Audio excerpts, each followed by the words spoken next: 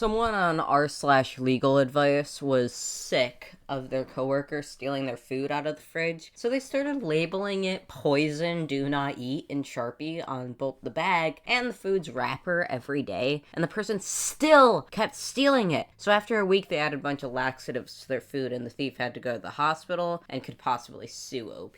The general consensus was that OP was technically objectively in the wrong from a legal standpoint, but there was a 0% chance of them being convicted in criminal court because that would require finding 12 jurors who would rule in favor of someone stealing food labeled poison, do not eat, and then getting poisoned. Not guilty by reason of fuck that guy. Bro, why do you keep insisting we try to disarm this gender-bending trap? We literally mapped out the whole dungeon floor. We can just walk around it. Whoa, watch it, bud. If I hadn't caught you, you would have fallen straight into that pit of tentacles. Good thing I stopped you when I did, huh? Oh man, if I was just a few minutes late, that vampire baroness would have hypnotized you and made you her thrall. Good thing you can always count on me, eh? Come on, let's get going. The next round's on you. Boyfriend texted me. My love, I am intoxicated. And then 5 minutes later, his best friend sends me a photo of him passed out, phone in hand, and zoomed in on one of my selfies. That's Gomez Adams. There's something endlessly hilarious to me about the phrase hotly debated in an academic context. Like, I just picture a bunch of nerds at podiums and one's like, of course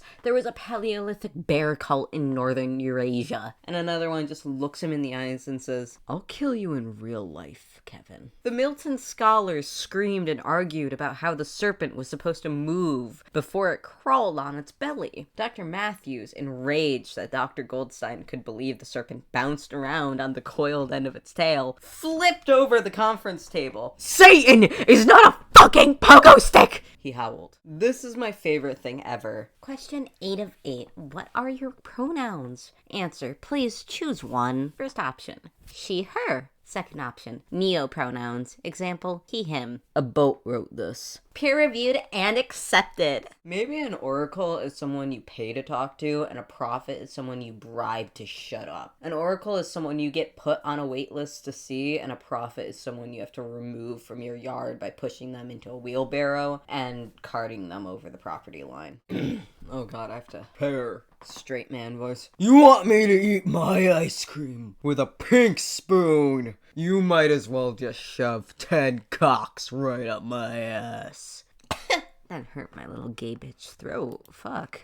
When I die, I'm going to get a QR code engraved on my headstone, and if you scan it, it'll take you directly to a live stream of my decaying body within the coffin. I will also instruct my grandchildren to take previous recordings I made before I died of the empty coffin, and occasionally intersperse them into the live stream, so it looks like I periodically vanish, such as on full moons. Come on, child safety lid, you know it's me! What does this tag mean? Hashtag Richard Nixon. Richard Nixon once called in staff to help him open an allergy pill bottle. It was the childproof type of bottle with instructions saying press down while turning. The cap had teeth marks on it where Nixon had apparently tried to gnaw it open. Slightly bends my knees and rests my feet on the tray underneath the chair instead of on the floor like a normal human being. Foolishly gets foot stuck between the rods on the tray and desperately tries to get it out without attracting attention.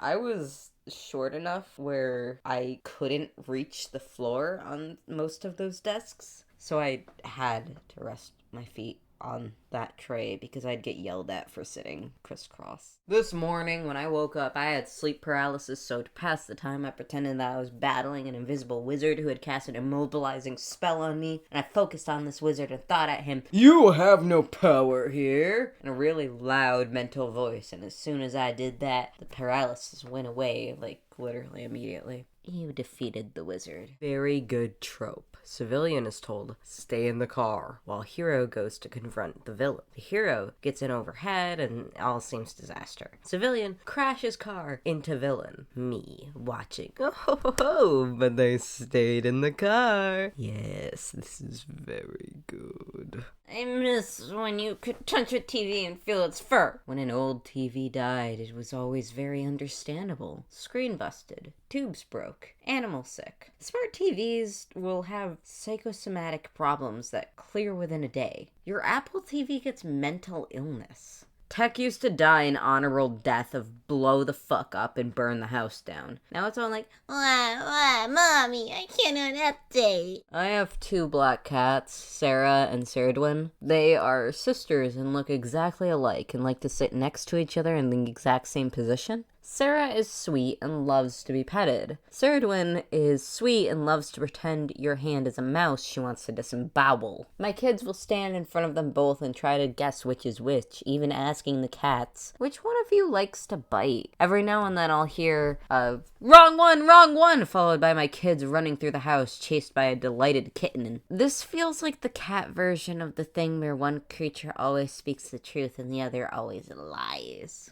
Oh, some woman on the street below just hit an operatic high C and then screamed, "I'll kick your fucking ass!" That was the wardrobe from Beauty and the Beast. Hey, Sid the Avenger, this post has over 50,000 notes. People have added on that the woman on the street below was Brendan Urie, Christine Day, Kristen Chenoweth, Roger Taylor, Star Kid, Literally me, and literally you. and this is the only valid addition.